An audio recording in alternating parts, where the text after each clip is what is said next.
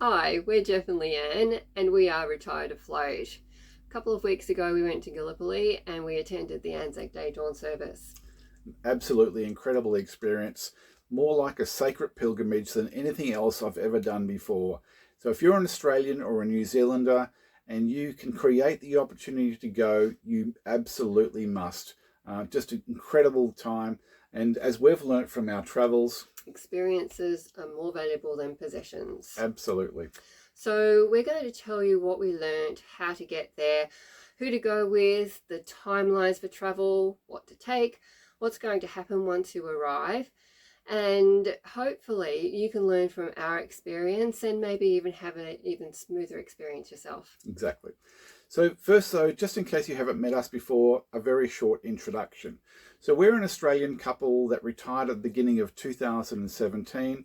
We live on the months between May and September aboard our own 12-metre motor cruiser here, cruising through the inland waterways of Europe, the network of rivers and canals. And then when it gets too cold for us around the end of September, we put the boat into storage and continue our travels that way. So Jeff does speaking presentations on cruise ships about maritime history, and I get to tag along. And that's how we get around after we put the boat away. And then if we have any gaps in our calendar, we do house sitting and pet sitting. So if you like the sound of any of that, you'd like any information about cruising through Europe or about pet sitting or anything else like that, tips and hints about travel, make sure you like this video and subscribe to our channel, Retired Afloat. When we realised that we were going to be finishing our last cruise on the 21st of April in Istanbul, we knew right away that we would be going to Gallipoli. It was too good an opportunity to miss. Absolutely, yeah. So we did a lot of research into how to get to Gallipoli. We were told that these days you had to go with a tour company, although we did find that some people had gone privately, but at least 98% of the people that were there were with various tour companies. And after looking at the various tour companies and seeing what they had to offer and comparing things, comparing prices and things, we eventually chose the Travel Talk Tours, not easy to say, Travel Talk Tours 3-day tour of Gallipoli. Now, Travel Talk have 3-day, 5-day, 7-day and 10-day tours. We met some of the people that were on other tours as well, and they had a good time. But we chose the 3-day tour because we just wanted to go out to Gallipoli, see the dawn service, return to Istanbul so we can continue to do our own thing. So the 3-day tour involved meeting the tour bus just after lunch on the 24th of April, travelling to Gallipoli, attending the dawn service on the morning of the 25th, then the choice of attending the Australian service at Lone Pine or the New Zealand service at Channik Bar. Travel back to Istanbul with accommodation at a hotel on the night of the 25th and checking out on the morning of 26th of April. Yeah, so that was their version of a 3-day tour. Now, we're a bit conflicted as we sit here as to whether to recommend Travel Talk Tours. We did not have a good experience with the administration side of things or the lack of information that we received. In saying that, however, the tour itself was absolutely fantastic, and Travel Talk did get us to Anzac Cove very early, and that gave us a huge advantage in being able to pick out the prime site to watch the actual ceremony. So we're going to give you all the information that we didn't get, so the whole experience should be much smoother for you. So we first booked with Travel Talk about 10 months before the actual dawn service, and we thought that we would be receiving more information about what to take and the timelines, etc. That would all come a bit later in the year, but it never did.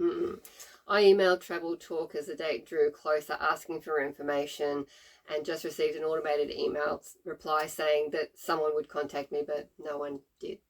We actually did receive an email on the 19th of April, so this is just a week before the dawn service, saying that to get into Anzac Cove, you had to register with the Turkish authorities, and you had to have done this by the 15th of March. Now, this was the 19th of April. They're saying you had to register by the 15th of March, and no one had told us. There was a link there. Luckily, we went onto that site and we were able to register and print out our entry pass into Gallipoli, which is a bit like an airline boarding pass. They also asked us in that same email and said they were producing a commemorative hoodie for each of us and asked us for our sizes. And I ordered extra large, you ordered medium, and we both got large. We both got large. That was okay. Yeah. So it's safe to say that we weren't really impressed with Travel Talk's administration. As we said, though, the tour itself and the guides were fantastic. There were more than 1,500 people going to the service. That's 38 buses full of people, and we were amongst the first to get to the site. In fact, 3 of the 4 buses to arrive at Gallipoli, the first 4 buses, were Travel Talk buses.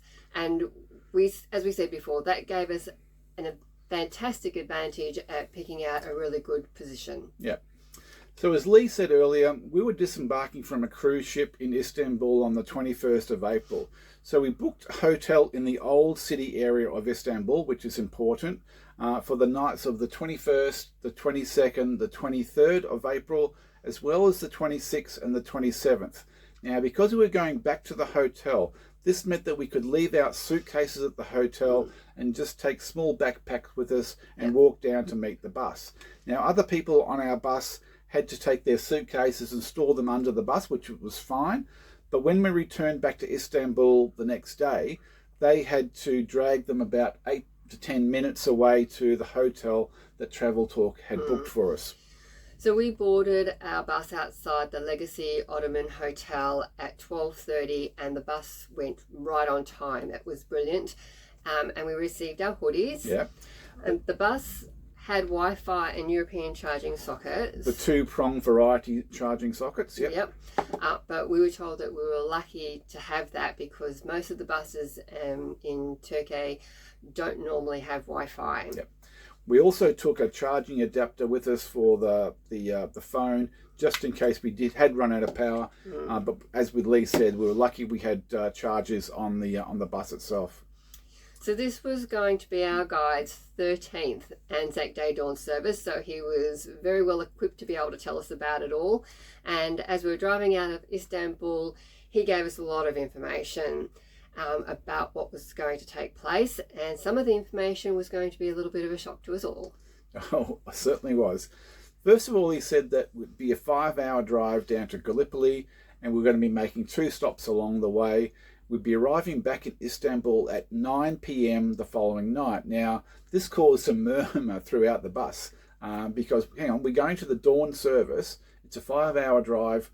How come we're not getting back to Istanbul till 9 p.m. the following night?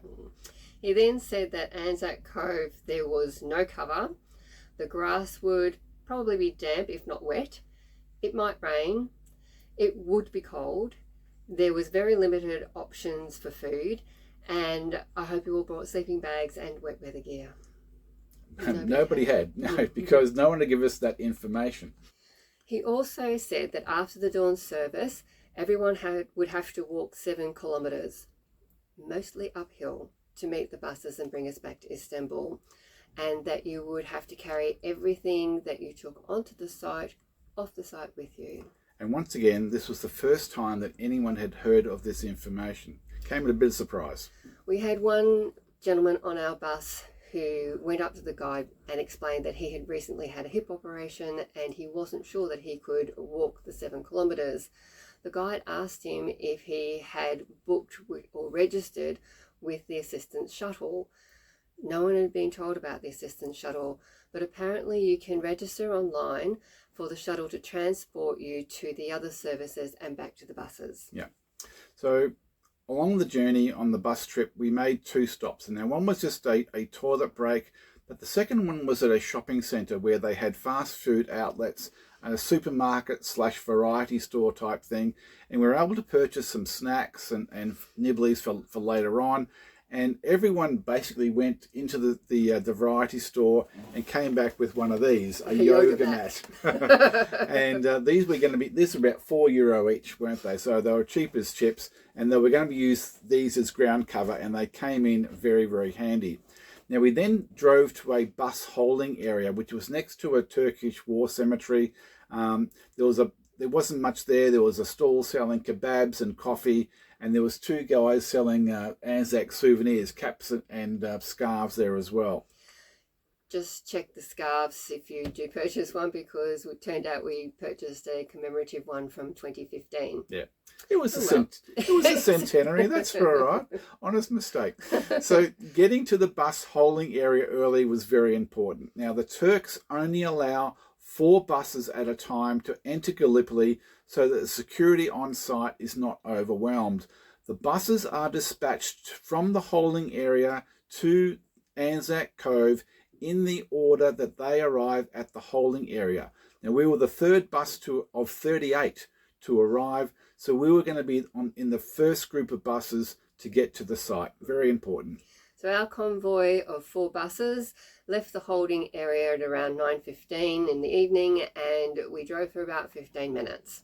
So when we stopped, someone came onto the bus and explained what was not allowed to be taken onto the site.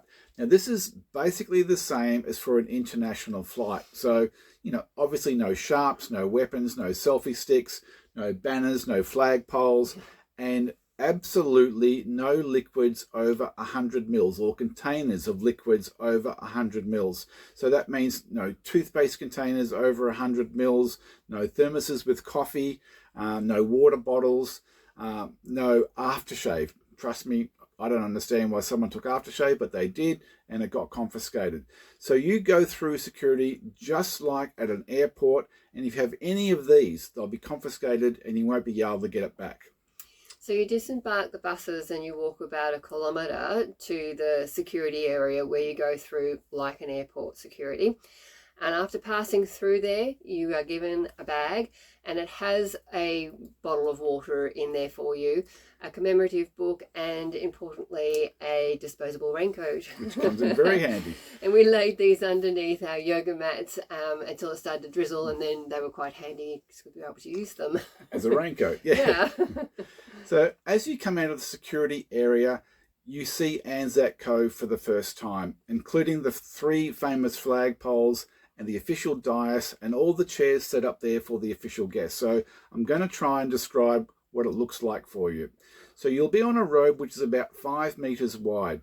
To the left-hand side of the road, you've got the flagpoles and the official dais. On either side of that dais, on the left-hand side and the right-hand side of the dais, you've got a patch of grass which measures around about 50 meters by 25 meters. Now, we were told by our guide that these were the best areas to watch the ceremony from, and he said it doesn't really matter which side you're on, but we'll give you a hint about that in a minute. To the right of the road is another grassed area. It's about 80 metres by 40 metres, and all the grassed areas are sloped. So even if you are at the back, you can still see. Now, beside that grassed area on the right-hand side, there is a grandstand which has plastic chairs and for people with mobility issues. So apparently you can go online, and if you've got mobility issues, you can't lay down on the grass, you can book a seat in that grandstand as well, and you can do that through that Turkish website. Now, after the grandstand becomes an information tent, and then a little bit further down the road, there's some trucks parked, there's some large portable generators going. Beyond that, you've got the toilets and the urinals, and then beyond that, you've got another food vendor selling kebabs and hot chips and tea and coffee. Yeah, so they've got Turkish tea and coffee, but you can only pay with Turkish lira. Yep. With anything that you're dealing with your souvenirs or your takeaway places. Turkish lira only, full stop. So our guide told us that there was no difference between the 2 sides beside the dais. However, we found that the area to the right of the dais had better protection from the wind that was coming down on our particular night from behind us because of the grandstand that had been set up. So our recommendation would be to find a place on the right hand side of the dais. And that's exactly what we did. We got to the area, and because we got there early, there was probably only 15 other people there, and they seemed to be setting up at the back of that grassy area along the roadway. We went right down to the front of the grassy area, just behind the chairs that had been set up for the official party. We could look across and see the big screen and we were right in front of the lectern where the speeches were all held. Yeah, it was only 15 metres away at most. So we thought this was absolutely A1 position, and people were actually coming down to where we were to get better photos. But it was very cold. We would recommend taking a compact, good quality sleeping bag. However, in saying that, even if we had known to take sleeping bags, we probably wouldn't have gone to the expense of purchasing them just for one night. No, you still survive. Yeah. The other option is layering up. I had 7 layers on, but you've got to remember that what you take in, you're going to take out, and it might get warmer later on the day, so you're going to have layers to carry. But you're not going to get a lot of sleep anyway, because at 1:30 in the morning they start a range of documentaries on the large screen, and then that goes right through to the dawn service that starts at 5:30. And the dawn service itself, the ceremony was absolutely incredible. I mean, as the dawn rises, you see the beach right in front of you, 15 metres away, where the Anzacs landed. This is hallowed ground. This is where men fought and died, where wounded waited to be evacuated, and where the future of 3 countries, Australia, New Zealand and Turkey, were forged right here. Just incredible. The last post and the minute's silence were extremely moving. Yeah. Tearing up. So after the ceremony, you wait for the official party to leave, and then around about 7 a.m, you're all asked to leave so that the workers can start pulling the grandstands down and getting everything back to normal again.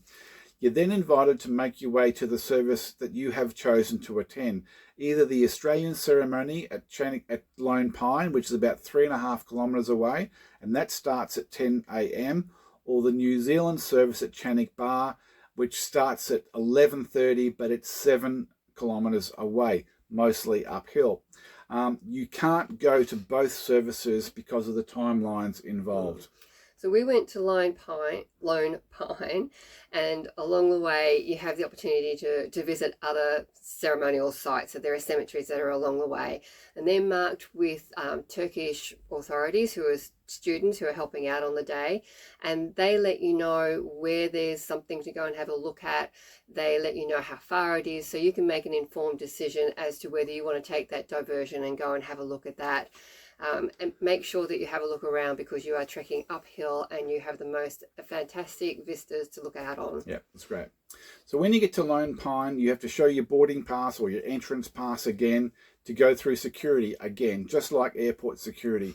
And then you go inside, there's chairs there to sit and wait for the official ceremony to start at 10 a.m. Now, I was a bit disappointed with this service because it's exactly the same service as what we'd got back at Anzac Cove a couple of hours beforehand.